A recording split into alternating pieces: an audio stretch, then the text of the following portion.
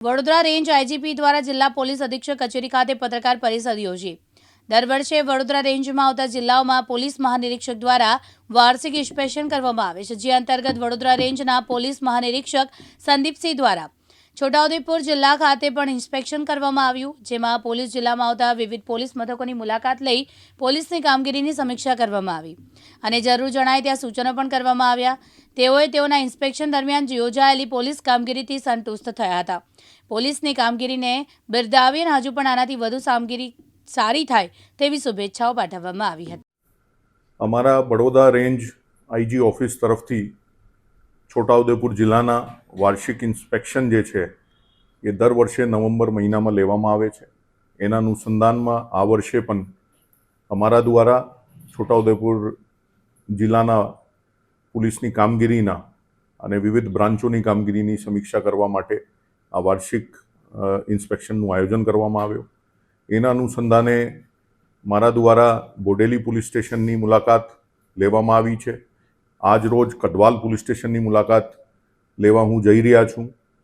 એ સિવાય આપણે નસવાડીમાં પોલીસના આવાસોના ખાતમુહૂર્તના પ્રોગ્રામમાં પણ મેં ભાગ લીધો છે। ખરેખર આપણે જે કંઈ મેં પોલીસ સ્ટેશનની મુલાકાત લીધી છે અને બ્રાન્ચોની મુલાકાત લીધી છે એ કહેતા મને ખૂબ ગર્વ થાય છે કે છોટાઉદેપુર પોલીસ ખૂબ સરાહનીય કામગીરી કરી રહી છે। બીજા દિવસે મારા દ્વારા પરેડનું નિરીક્ષણ કરવામાં આવ્યો। એ પરેડમાં પોલીસની જે તૈયારીઓ છે, પોલીસના જે આયોજન છે એની સમીક્ષા કરવામાં આવી। એમાં વિવિધ આઇટમોના જે છે પ્રદર્શન જોવામાં આવ્યો। એમાં મોબ ડ્રિલથી માંડીને એન્ટી ડકોઇટી ઓપરેશન અને ચેકપોસ્ટ ઓપરેશન એનું પણ મારા દ્વારા સમીક્ષા કરવામાં આવી છે। એ સિવાય આપણા જે બીજા બ્રાન્ચો જે રીતે ક્યુઆરટી હોય, બીડીડીએસ હોય એની કામગીરી અને એની તૈયારી એની સમીક્ષા કરવામાં આવી છે। એ પછી પોલીસ સંમેલન લેવામાં આવ્યા છે, જેમાં ભારપૂર્વક અમારા દ્વારા એક સૂચન કરવામાં આવ્યો કે પોલીસના આવનાર સમયમાં જે રીતે ગયા વર્ષે સારી કામગીરી કરી છે એનાથી પણ સારી કામગીરી કરવામાં આવે।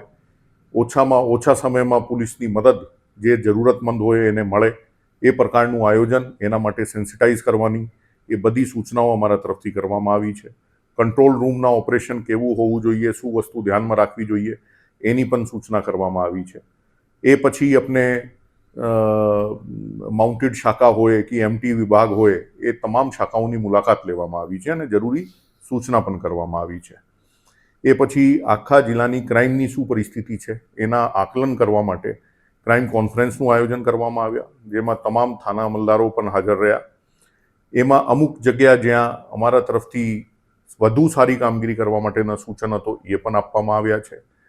આપણે વાત કરીએ તો ગયા વર્ષે પોલીસે સાયબર ક્રાઇમ ફ્રોડના લગભગ 22 લાખ રૂપિયા જે છે એ વિક્ટિમને પરત કર્યા છે। એ ખૂબ સારી કામગીરી છે। આવનાર જે લોક અદાલત છે 14 તારીખે 14 ડિસેમ્બરે એમાં પણ પોલીસ દ્વારા શું આયોજન કરવું જોઈએ એની પણ ચર્ચા થઈ છે।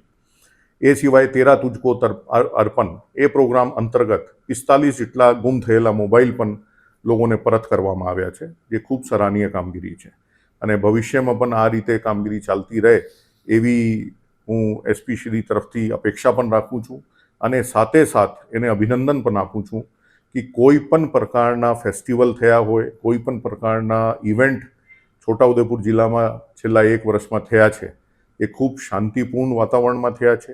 એમાં ચાહે લોકસભાની ચૂંટણી હોય કે વિવિધ પ્રકારના આયોજનો હોય એ ખૂબ પોલીસે ખડા પગે રહી અને સારી રીતે પૂર્ણ કરીને બતાવ્યા છે।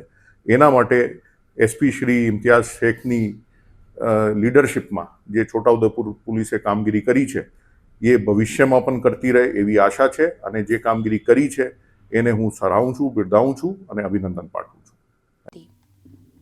સઈદ સોમરા, દિવ્યાંગ ન્યૂઝ, છોટાઉદેપુર।